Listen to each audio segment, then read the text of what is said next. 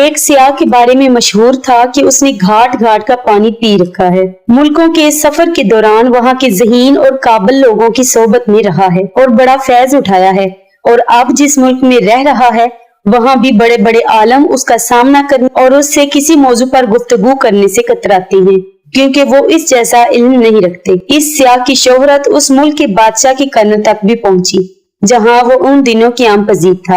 بادشاہ نے سوچا کیوں نہ وہ اپنے درباریوں کی ذہانت کا امتحان لے۔ اس نے خاموشی سے سیاح کو اپنے دربار میں طلب کیا۔ اس کا علم وزیروں مشیروں کو نہ تھا۔ بادشاہ نے سیاح کو دربار میں پایا تو سب سے اس کا تعارف کروایا اور وزیروں اور مشیروں کی ذہانت کا امتحان لینے کی غرض سے کہا کہ وہ دربار کے امراء اور معززین سے کچھ سوالات کریں، لیکن کوئی بھی سیاح کو درست جواب نہ دے سکا۔ بادشاہ اپنے وزیروں اور مشیروں کی نالائکی پر بہت شرمندہ ہوا۔ اس نے سیاح کو رخصت کرنے کے بعد درباریوں پر غصہ کرتے ہوئے کہا کہ تم لوگ میرے لیے باعث ننگ و عبث ہو۔ آج اس سیاح نے تم سب کو عاجز کر دیا۔ یوں معلوم ہوتا ہے کہ تم اس کے مقابلے میں کسی مدرسے کے کوئی بچے ہو۔ کیا تم یا کوئی بھی ایسا عالم فاضل اس ملک میں نہیں جو اس شخص کے علم کا جواب دے سکے؟ درباریوں نے شرم سے اپنے سر جھکا لیے۔ کسی کے پاس اپنی صفائی میں کہنے کے لیے کچھ نہیں تھا۔ اس دوران بادشاہ کا غصہ مزید شدت اختیار کر گیا۔ اس نے حکم دیا کل اس سیاح کو دوبارہ دربار میں حاضر کیا جائے گا، اور اگر کل تم لوگوں نے اس کے سوالوں کے جواب نہ دیے تو میں تم سب لوگوں کی دولت اس سیاح کو دے دوں گا۔ اس سے قبل دربار میں حضرت بہلول دانا بھی ہوا کرتے تھے، مگر درباریوں نے انہیں سازش کر کے وہاں سے نکلوا دیا تھا۔ بادشاہ کی بات سن کر درباریوں میں تو کھلبلی مچ گئی۔ ان کی پریشانی کا کوئی ٹھکانہ نہ رہا۔ سب ایک جگہ جمع ہو کر سوچنے لگے کہ بادشاہ کے غصے سے کیسے بچا جا سکے۔ آخر ایک شخص خوشی سے بولا، دوستو، اس مشکل کا حل کرنے کے لیے ہمارے پاس بہلول دانا موجود ہے۔ مجھے یقین ہے کہ وہ ہماری خطائیں بھول کر اور تمام رنجشیں ختم کر کے عزت کی خاطر اس سیاح کا سامنا کرے گا اور اسے لاجواب کر دے گا۔ یہ سن کر باقی سب لوگوں کی جان میں جان آئی۔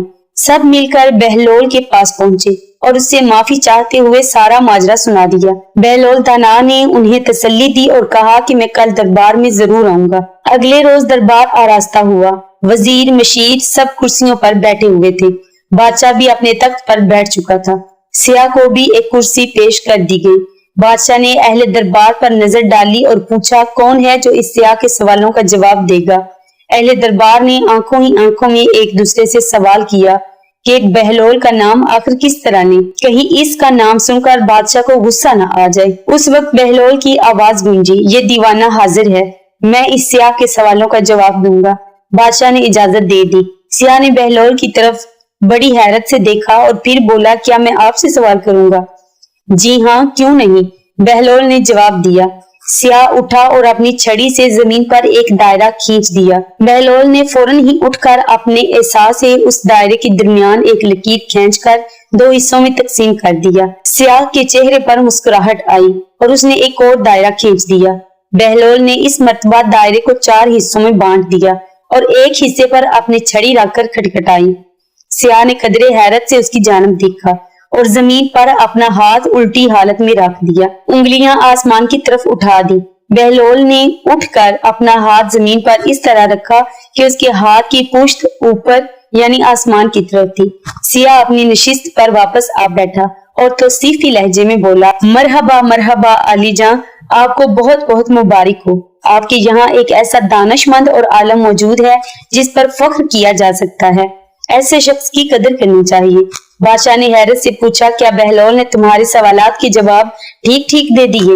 سیاح بولا، جی جناب، اس نے کسی درس گاہ سے تعلیم حاصل کی ہے جو اس کے پاس اتنا علم ہے کہ میرے اشاروں کو سمجھ کر ان کا ٹھیک جواب دیا۔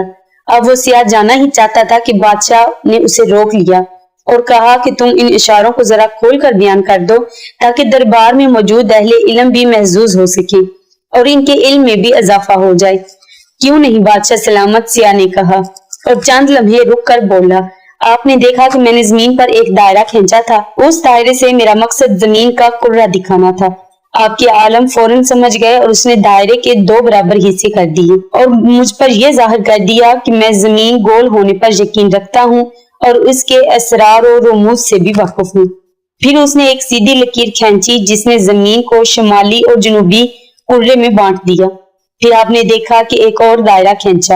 अब के आलम ने उसके 4 हिस्से करके मुझे समझा दिया 3 हिस्से पानी और 1 हिस्सा खुश्की का है। और जब मैंने अपने हाथ की उंगलियों से जमीन पर उगने वाली नबातात की तरफ इशारा किया, यानी जब अपने हाथ को नीचे रखा और उंगलियां ऊपर की, तो इसका मकसद कि नबातात और पौधों की तरफ इशारा करना था। तो उसके बाद बहलोल ने अपने हाथ को नीचे रखा और पुश्त आसमान की जानिब की तो बारिश और सूरज की निशानदेही की, और मतलब था कि ये दोनों नबातात और पौधों की बढ़ोतरी में, उनकी पालीदगी में मददगार साबित होते हैं। ये कहकर उस सियाह ने बहलोल दाना की तरफ देखा और अकीदत से बोला, मैं एक बार फिर कहता हूँ कि आपको ऐसे दानिशमंद पर फख्र करना चाहिए।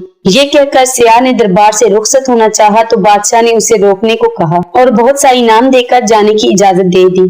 इसके रुखसत होने के बाद बादशाह ने अपने दरबारियों से कहा कि इल्म कहीं से भी मिले उसे हासिल करने की कोशिश करो और अपने दरमियान मौजूद अक्लमंद और ज़हीन लोगों की इज्जत करो। आज इसी बहलोल ने तुम्हारी इज्जत और माल बचाया है जिसके खिलाफ तुम लोगों ने महाज बना रखा था। तमाम दरबारी उस पर शर्मिंदा हुए और बहलोल की तारीफ करके बादशाह को राजी कर लिया। जब बहलोल दरबार से रुखसत हो रहा था तो अमरा उसे बाहर छोड़ने आए और उम्दा नस्ल के घोड़े पर सवार करवाकर मुहाफिजों की मैयत में रवाना किया। नाज़रीन, वीडियो अच्छी लगे तो वीडियो को लाइक करके चैनल को सब्सक्राइब करें ताकि आपको हमारे चैनल की अपडेट्स मिलती रहें, और कमेंट करके अपनी राय का इजहार भी लाजमी किया करें। मिलते हैं नेक्स्ट वीडियो में, तब तक के लिए अल्लाह हाफिज।